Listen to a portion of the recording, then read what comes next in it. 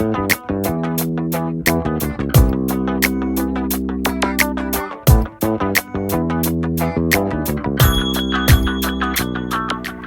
everybody, it's BW, the Marriage Guy. I want to thank everybody who has subscribed, liked, and shared my videos.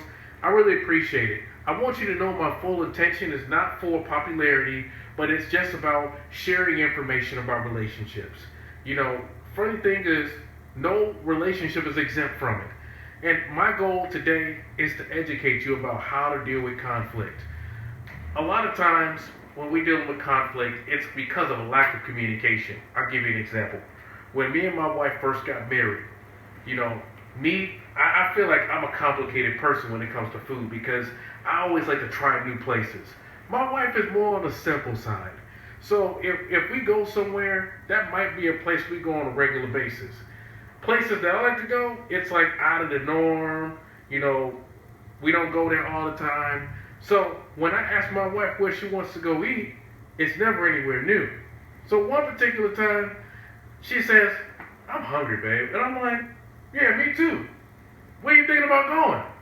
And she just said, "I don't know." So then I start naming out some places. The first place I named, she says, "No, I don't want to go there." The second place I named, she said, "Let's go there." But then I got mad because deep down, I didn't want to go there.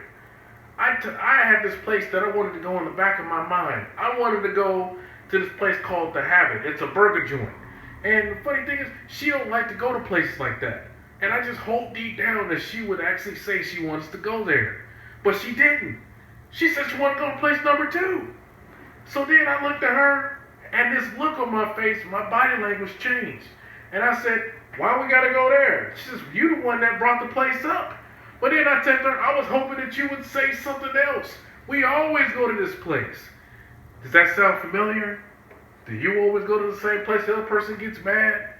Yes, this happens on a regular basis.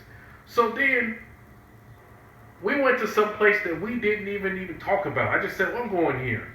After a while, we went home. We didn't talk for a little bit. We didn't talk for a couple hours.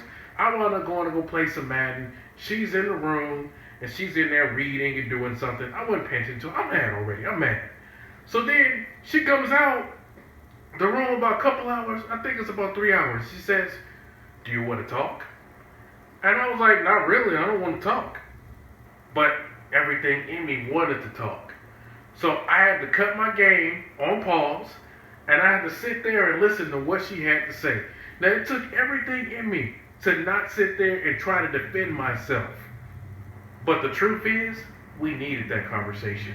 We needed to learn how to communicate early in our marriage. Because what was happening is we were establishing the culture of our marriage early.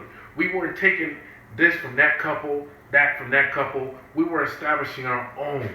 So what happened is now if you look today, as a result of that conflict, I have learned how to deal with my wife about food, how we deal with conflict. And I know that if I don't like something, I need to say what I don't like. But doesn't mean I need to be rude and disrespectful when I say it. It doesn't mean that I have to have a nasty attitude when I say it just because I'm not getting my own way. And a lot of y'all stubborn and selfish.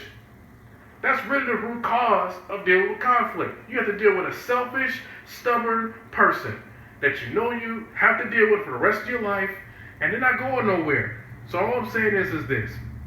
If you are that person, we need to learn how to humble ourselves. And that sometimes means being quiet, even when your blood is boiling, even when you're so mad that you want to say something that's off the rockers. Don't do it. Because that could start something that may blow up into a whole different topic, and it can open up a wound from 5 years ago that they're still holding on to. So all I'm saying is this. Let's learn to humble ourselves. Let's learn to stop saying stuff that we don't need to say.